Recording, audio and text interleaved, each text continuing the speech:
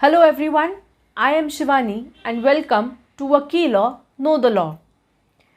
So right now I am going to discuss about how can you prep for your exam for the question of the Right to Information Act of 2005 or anything that is related to the Right to Information Act of 2005. So I've shared videos regarding right to information, its history, need, importance, and I've also shared a video about the right to information and the Indian Constitution and the relation between the two. I'm sharing links of those videos in the description box. Do watch them too. So let's begin of how can you prep for your exams.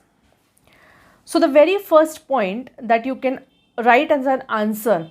So basically let me tell you that what question can be asked in the exam for right to information. So a very common question that can be asked is, what is right to information? Explain the history of right to information and also explain the salient features of the Right to Information Act of 2005. Also, you can be asked a question about how did Indian Constitution promote the concept of right to information. So these are the probable questions that can be asked in the exams relating to right to information as a long question.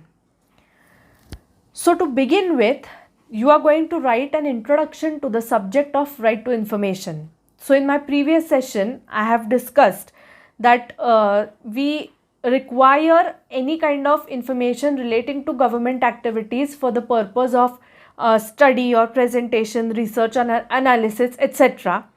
And a few decades back, many countries were deprived of the access to information of government activities of the government under which the people were ruled. So this created a need for the people to get an access to the information relating to the government activities. So here the need for right to information played a key role. Now coming to the next point, we will be writing a global history for the Right to Information Act. So I have given a global history in my previous video, do check that out. So it was Sweden, the first country who passed a law for right to information back in the year 1766. It was then followed by United States, Norway, France and Netherlands, Australia, New Zealand and Canada, Denmark, Greece, Austria and Italy. Then coming towards the history of right to information law in India. So I spoke about how the British rule or the colonial rule was not accountable to the public, and the situation continued even after independence. So later I also discussed that how the muscle and money power was used by people or the candidates who stood for elections against the voters, and how the election process was polluted. Later on, as the voters became mature, they understood the real power of vote and also understood that these candidates who are elected by the public as their representatives are accountable to the public, as India is a democratic country. Then later on, I also spoke that it's the people who have the right, who are eligible for asking questions and auditing of the performance or actual performance of the ruling government. Then comes the main part where I spoke about which was the first grassroots movement or campaign which was formulated for introduction of right to information in India. So it was started by the Mazdoor Kisan Shakti Sangathan or the MKSS back in the year 1994. I also discussed about National Campaign for People's Right to Information, which was established in the year 1996. which formulated an initial draft of the Right to Information Act for the government. So these were the two movements which gave a push to the formulation of the Right to Information Act in India.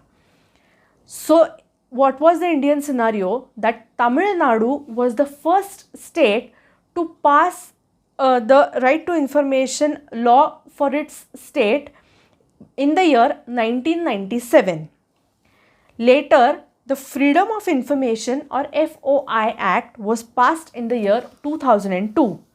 Then the Right to Information Bill was presented and it was passed by the Honorable Lok Sabha on the 11th of May in 2005, and the very next day, that is on the 12th of May, it was passed by the Rajya Sabha, and on 20th of June 2005 it received the assent of the Honorable President, and the Right to Information Act of 2005 was enforced in India. So later we are going to write the title of the act, which reads as the Right to Information Act of 2005. So what is the extent of the act? So it extends to the whole of India except Jammu and Kashmir. Then later on comes yet another important part where I discussed about what is written in the preamble of the Right to Information Act.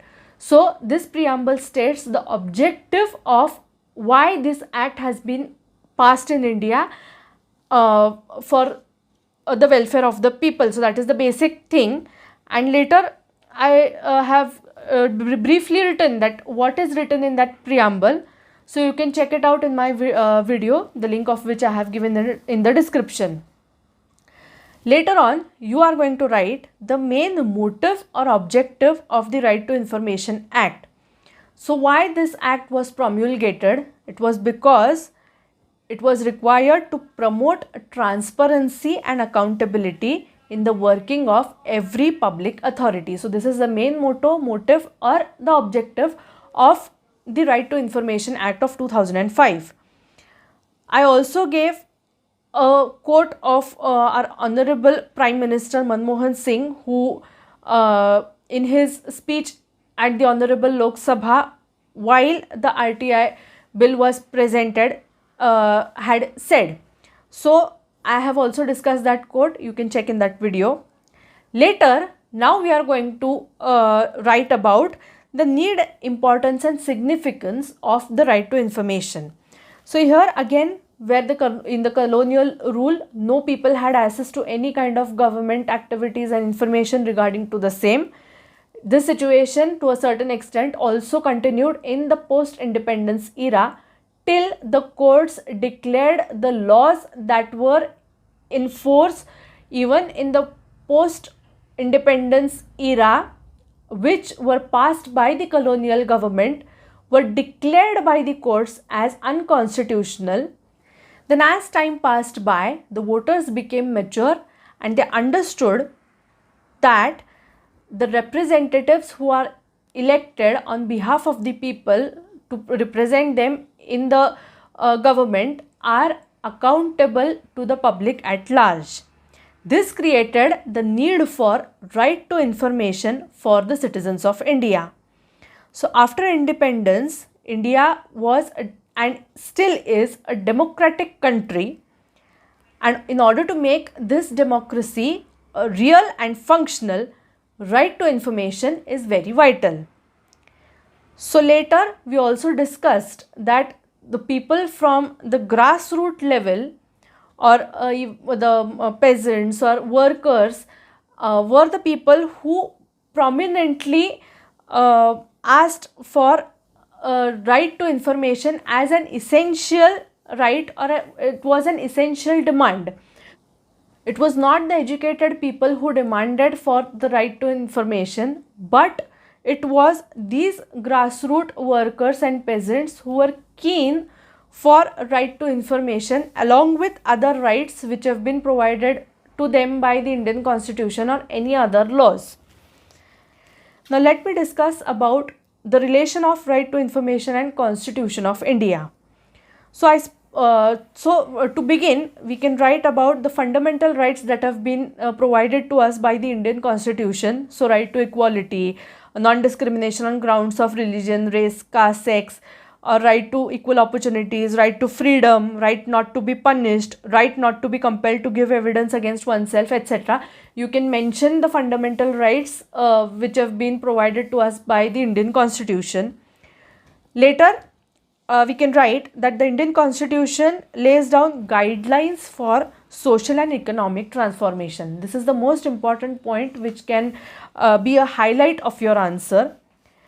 Later on, we discussed that the fundamental rights or the directive principles that have been provided by the Indian Constitution, how are they going to be saved from merely being a string of platitude? So, it's important to note that the ultimate sovereign in any democracy is the people who live in the democracy. So, unless and until the people or the public who stay in that democracy do not audit or monitor the works that has been performed by the ruling government, the democracy is of no meaning. So, the makers of the Indian Constitution were expecting that the people will have a final say in making policies and actions of their governments.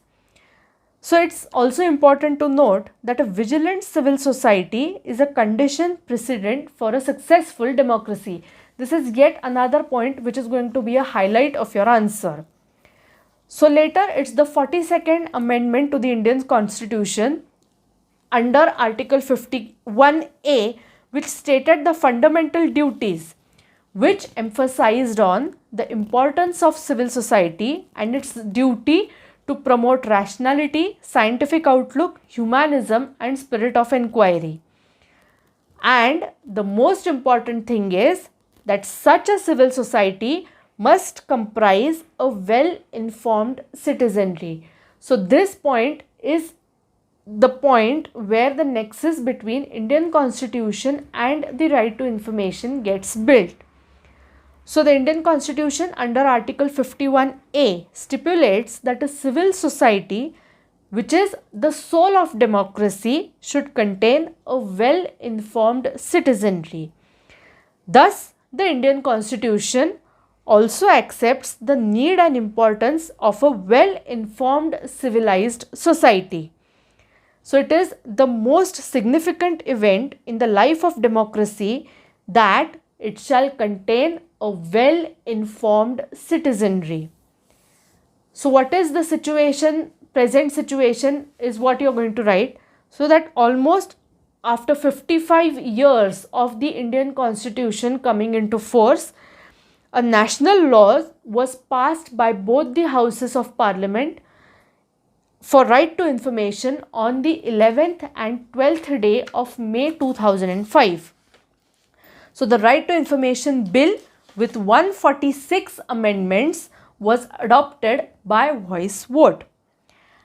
And also I discussed in the last part that how the Supreme Court of India had already accepted that right to information is vital for the society back in the year 1973, years before the Right to Information Act of 2005 was brought into force. So, it stated that the right to information is a concomitant or a companion of the right to freedom of speech and expression, which is guaranteed under Article 19(1)(a) of the Indian Constitution.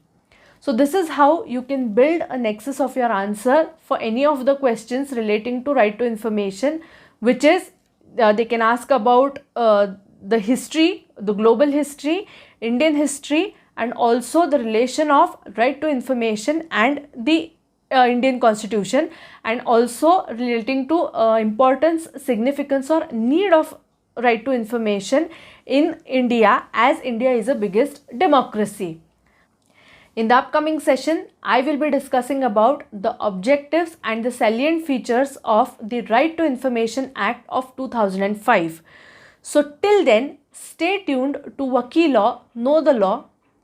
I hope you like my videos and find the information that I provide useful. If you like my videos, please do like them, and yes, share my videos, and more importantly, subscribe to my channel Vakilaw, know the law. Till then, this is me, Shivani, signing off. Bye bye.